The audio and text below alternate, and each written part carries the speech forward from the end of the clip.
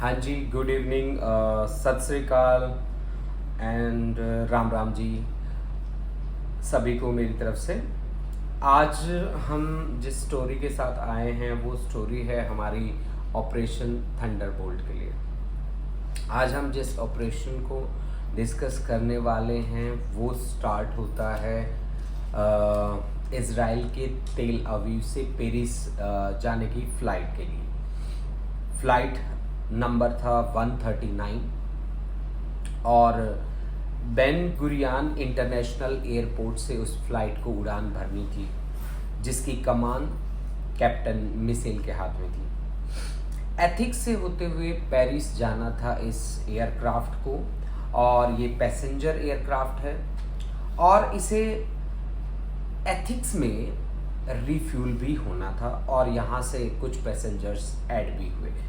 58 passengers यहाँ से add हुए, जिसमें से 4 पैसेंजर्स ऐसे थे जो हाईजैकर्स थे। 4 घंटे की उड़ान के बाद तेल अवीव से एथिक्स में एयरक्राफ्ट ने लैंड किया।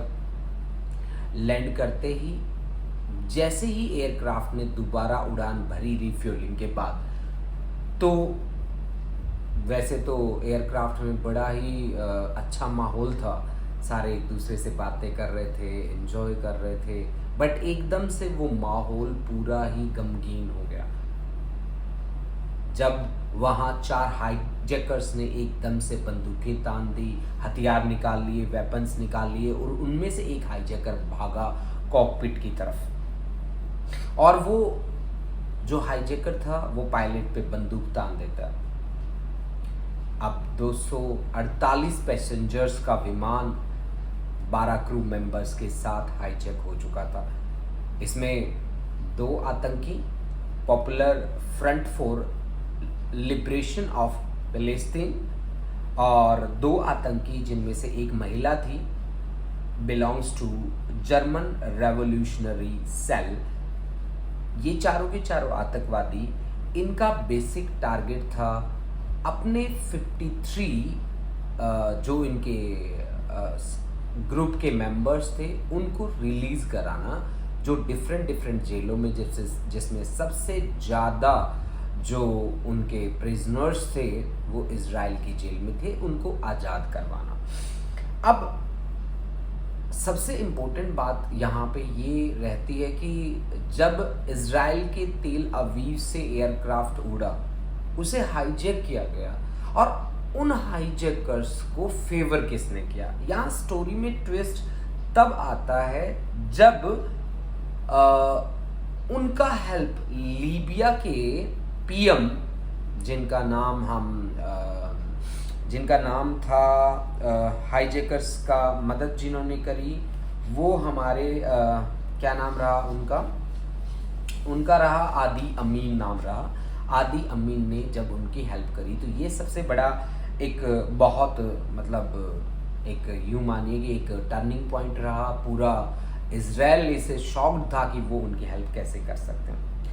अब जैसे ही रीफ्यूलिंग के लिए लीबिया के बेनगाजी एयरपोर्ट पे एयरक्राफ्ट को ले जाया गया, तब एक महिला रही, उनका नाम रहा मार्शल। उन्होंने तबीयत खराब होने का बहाना बनाया और बेंगाई एयरपोर्ट पर उनको रिलीज़ कर दिया गया। हालांकि उन्होंने बहाना बनाया और उनका वो बहाना कहीं ना कहीं कामयाब भी रहा कि उन्हें एयरपोर्ट पे रिलीज़ कर दिया।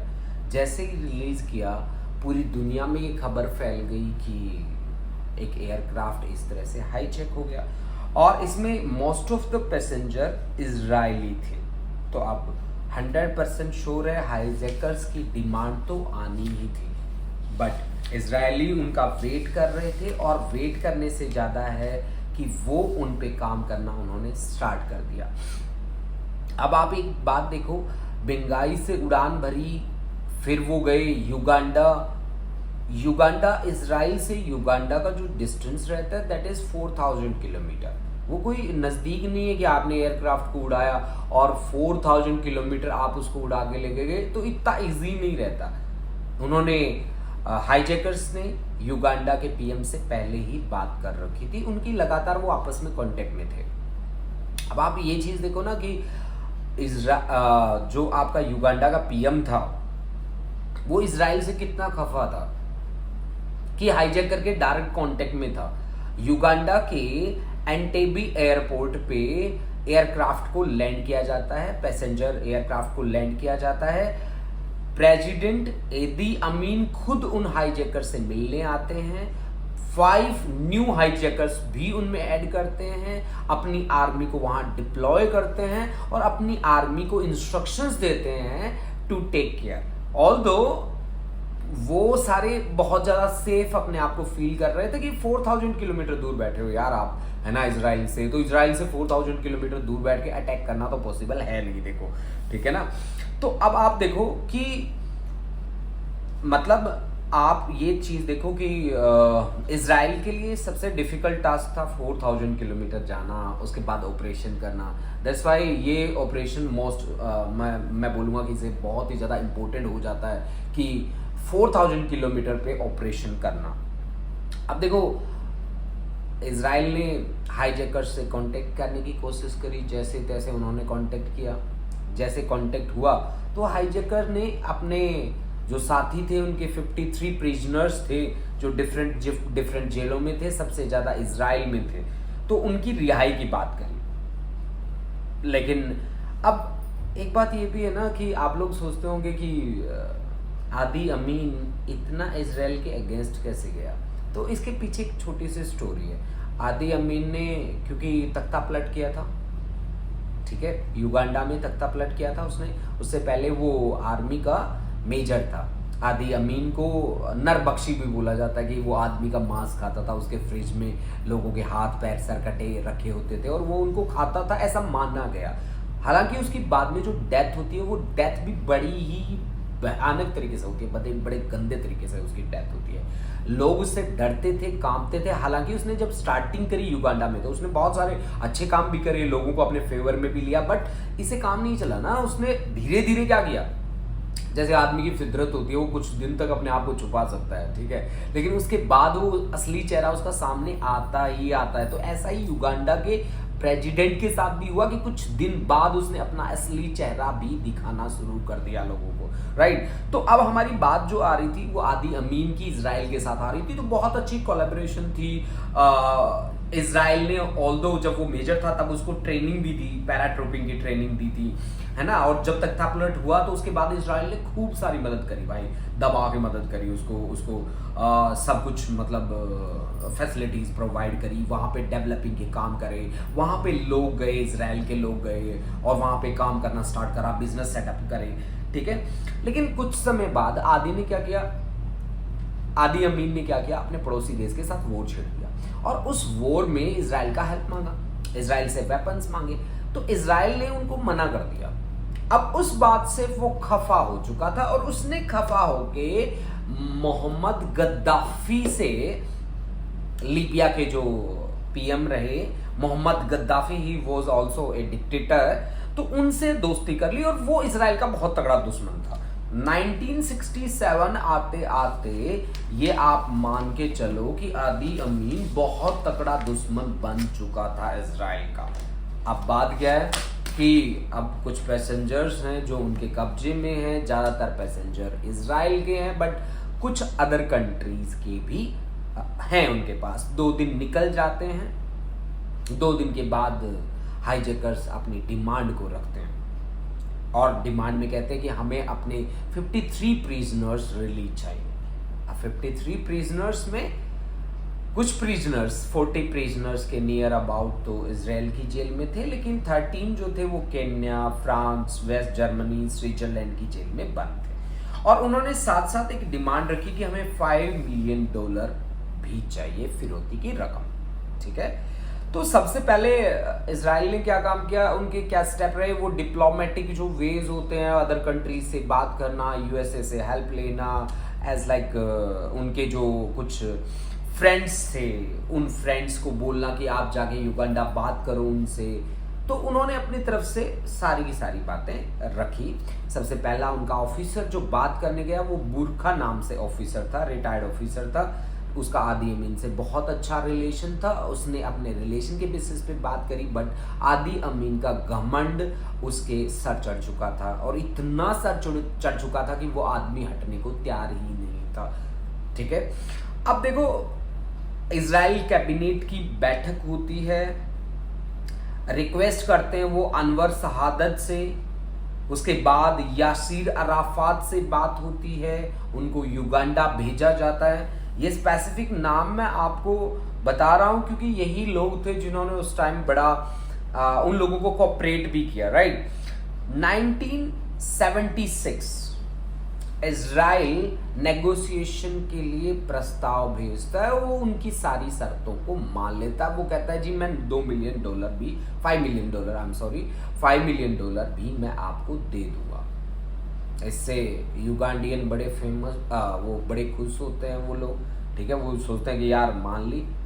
अब वो कहते हैं कि लेकिन 13 जो प्रिजनर्स हैं, 40 तो हमारे पास है, 13 आपके जो प्रिजनर्स हैं वो अदर कंट्रीज में हैं। अदर कंट्रीज में जैसे हमने अभी बताया था आपको, केन्या, फ्रांस, वेस्ट जर्मनी और स्विट्जरलैंड की जेलों में है, तो हमें उनसे बात करनी पड़ेगी। तो आप हमें कुछ टाइम दे दो, क्योंकि टाइम की जरूरत थी भाई इजराइल को, सीधी सी बात है। अगर कुछ टाइम मिलेगा तो ऑफ कोर्स वो कुछ सोच सकते हैं, वो कुछ स्टेप ले सकते हैं, राइट। तो 4 जुलाई तक का वक्त उनको युगांडा के जो प्रेसिडेंट थे उन्होंने उन्हें दे दिया।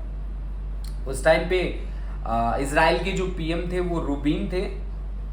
ठीक है, उनकी बैठक होती है मोसाद के साथ, डिफेंस मिनिस्टर सिमोन पेरेस के साथ। ठीक है, उनकी मीटिंग होती है और मोसाद को अलर्ट किया जाता है कि आप एंटेबी जो एयरपोर्ट है युगांडा का, जहाँ पे हम हाईजैकर्स ने उन पैसेंजर्स को रखा है, आप उस पर नज़र बनाए रखिए।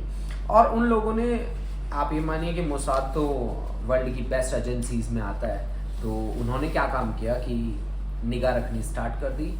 और लकीली जिस बिल्डिंग में उन पैसेंजर्स को रखा गया था या हॉस्टेजेस बना के रखा गया था, वो बिल्डिंग इजराइल ने बनाई थी, तो उनका पूरा नक्शा उनके पास था। ठीक है, तो उनको ये पता था कि कहाँ से इन कहाँ से आउट होना है, ये सारी बातें पता थी। अब स्टार्ट होता है इजरायली मोसाद का प्लान। 3 प्लान्स बनाए गए, plan A, plan B, plan C. Plan A sea route के जरिए, लेकिन वहाँ प्रॉब्लम ये थी कि लेक विक्टोरिया को क्रॉस करना था, और लेक विक्टोरिया में बहुत क्रोकोडाइल्स हैं, क्रोकोडाइल्स कभी भी अटैक कर सकते हैं, तो ये प्लान उन्हें बिल्कुल अच्छा नहीं लगा।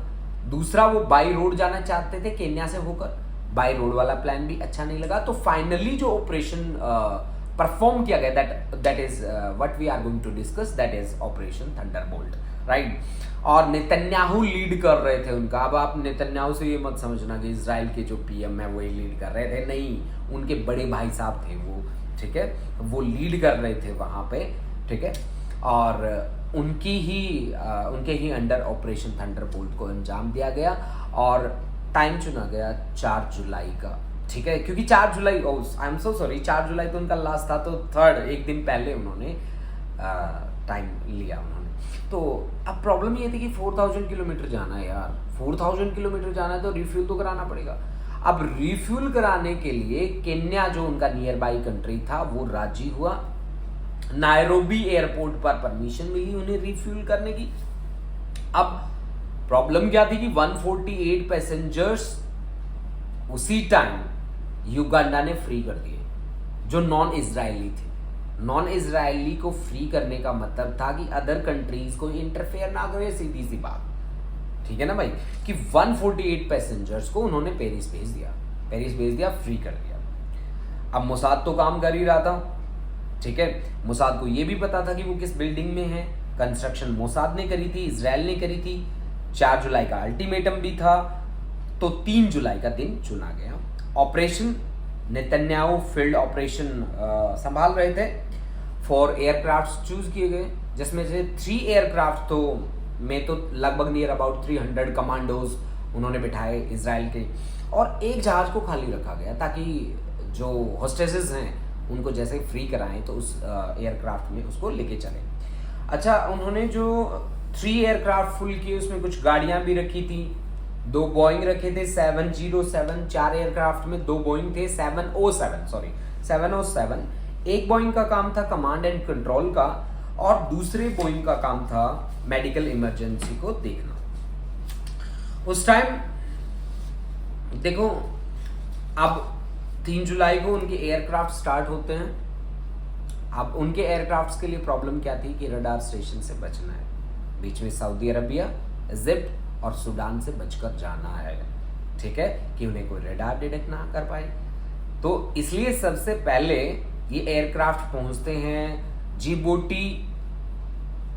जिबूटी से इथोपिया से केन्या, और रात को 11 बजे ये एंटोपी एयरपोर्ट पर लैंड करता है एक एयरक्राफ्ट। अब देखो, आप एयरक्राफ्ट लैंड कर रहा है एंटोपी एयरपोर्ट पे युगांडा के। अब प्रॉब्लम क्या है कि उसको पहचान नहीं लेंगे वो लोग, लेकिन नहीं पहचान सकते क्योंकि उसका जो कलर था, उसके ऊपर जितनी भी मार्किंग करी गई थी, वो युगांडा के पैसेंजर एयरक्राफ्ट से मिलती जुलती थी। तो युगांडियन आर्मी ने उस टाइम उस पर डाउट नहीं किया। अब जैसे ही एक एयरक्राफ्ट उतरता है, उससे कमांडोज अपनी पोजीशन को संभाल लेते हैं, ठीक है। अब उसके बाद क्या होता है कि 2 एयरक्राफ्ट्स और लैंड करते हैं, जिनमें 2 लैंड रोवर थी, एक मर्सिडीज थी। मर्सिडीज ब्लैक कलर की थी क्योंकि आदी अमीन ब्लैक कलर की मर्सिडीज यूज करता था। उस टाइम आदी अमीन अफ्रीकन कंट्रीज का कुछ सम्मेलन चल रहा था, उसको अटेंड करने गया हुआ था। तो युगांडियन आर्मी ने सोचा कि आदी अमीन आया होगा, बट ब्लैक मर्सिडीज, ठीक है, 2 लैंड रोवर में उनके कमांडो तैनात होते हैं। ब्लैक मर्सिडीज में आदी अमीन जैसा ही एक भारी भरकम मोटा सा आदमी बैठाया जाता है ताकि किसी को डाउट ना हो कि ये आदी अमीन नहीं है, ठीक है। तो युगांडियन आर्मी को डाउट भी नहीं हुआ, बट प्रॉब्लम क्या हुई कि कुछ टाइम पहले आदी अमीन ने अपनी ब्लैक मर्सिडीज की जगह व्हाइट मर्सिडीज चेंज कर ली थी। अब वहां उनके 2 सिक्योरिटी गार्ड को कहीं ना कहीं डाउट हो गया, और उस डाउट का पता इजरायली कमांडोज को भी चल गया। तो इजरायली कमांडोज ने क्या किया कि साइलेंसर लगाया और उन दोनों को शूट कर दिया। वहां तक कोई प्रॉब्लम नहीं थी, लेकिन उनमें से एक इजरायली कमांडो ने फायरिंग कर दी, ओपन फायरिंग, जिसका पता पूरे एरिया में लग गया। अब बात क्या थी कि आप युगांडियन आर्मी से घिर चुके थे, बट वहां हेल्प करता है कौन? इजराइल के स्नाइपर्स ने बहुत अच्छी पोजीशन बना ली थी।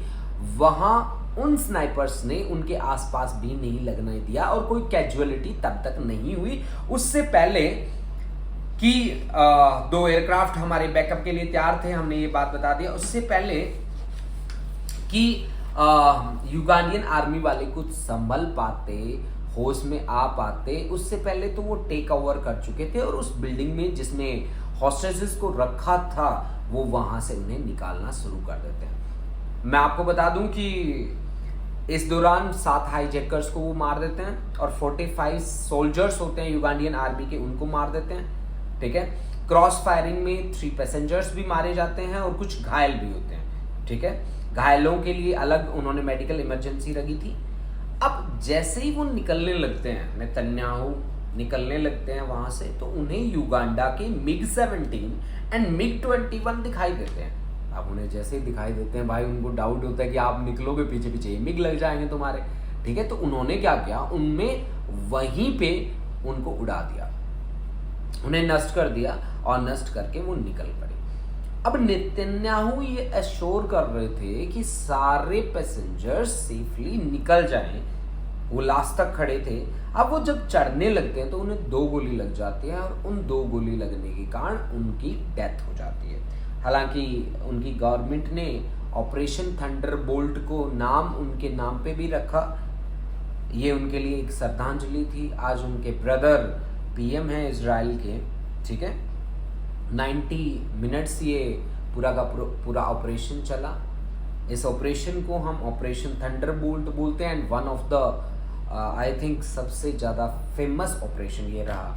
तो इसी बात के साथ आज हम ऑपरेशन थंडरबोल्ट को हम अपने आज के वीडियो में हमने डिस्कस किया। नेक्स्ट इसी तरह से हम कुछ नए ऑपरेशंस, रो के भी कुछ ऑपरेशंस हम डिस्कस करेंगे, क्योंकि फाइनली मैं कहूँगा कि हमारे कंट्री से बढ़कर तो कुछ भी नहीं है, और मेरे लिए तो स्पेशली, मेरे लिए क्या, हर उस इंडियन के लिए I think we are proud to be Indian.